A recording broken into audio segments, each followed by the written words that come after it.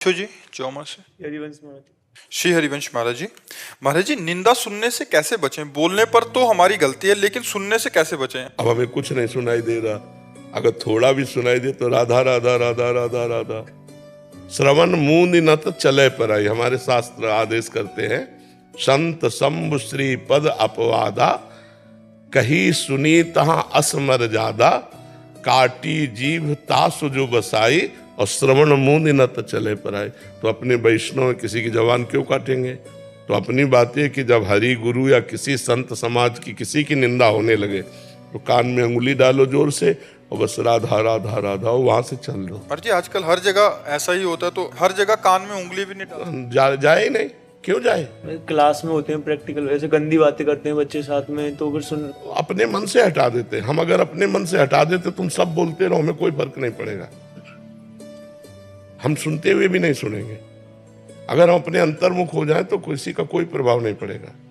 अभ्यास करो, जैसे अभी कोई गहराई से बात सोचने लगो, हम बात कर रहे हैं, फिर आपको क्या कहा आपने, हमने सुना नहीं, फिर पास बैठे सुना, बोले मन कहीं और चला गया था।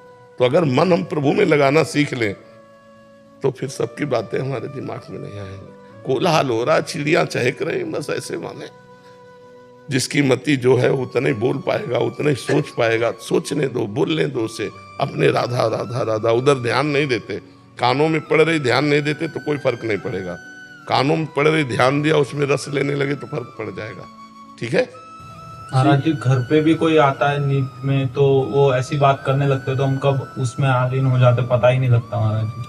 हाँ, बचना तो पड़ेगा, क्योंकि 100 में एक कोई भगवत मार्ग की बात करने वाला मिलेगा। 100 में क्या, 1000 में। नहीं तो प्रायः लोग संसार की बातें और संसार में निंदा स्तुति होती है, किसी की बड़ाई किसी की बुराई, यही संसार के लोग बातचीत करते हैं।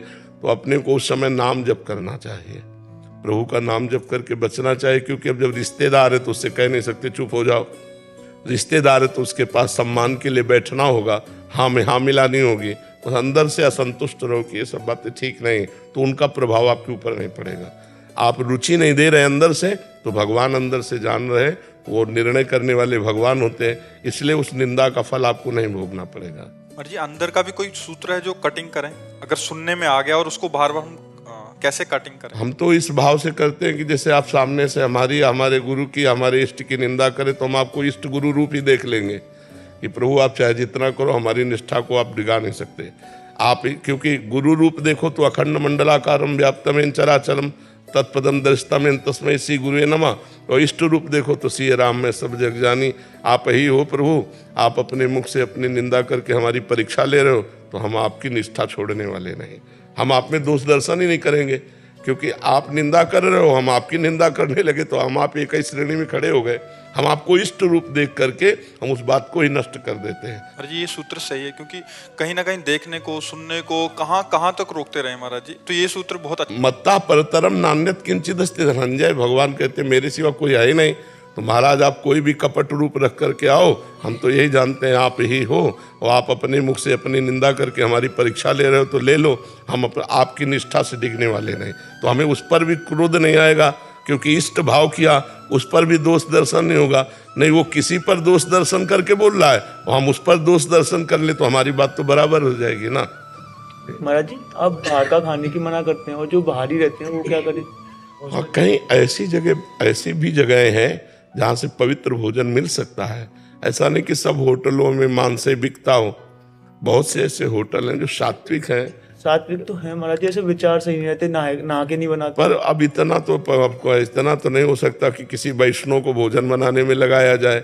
अब हैं तो संसारी, तो अपने भाव पवित्र करते हैं। भोजन सामने आया, नाम कीर्तन थोड़ा किया मन से, राधा राधा राधा, और भगवान को अर्पित किया, पा लिया, तो वो पवित्र हो जाएगा। वो सात्विक बुद्धि प्रकट करेगा।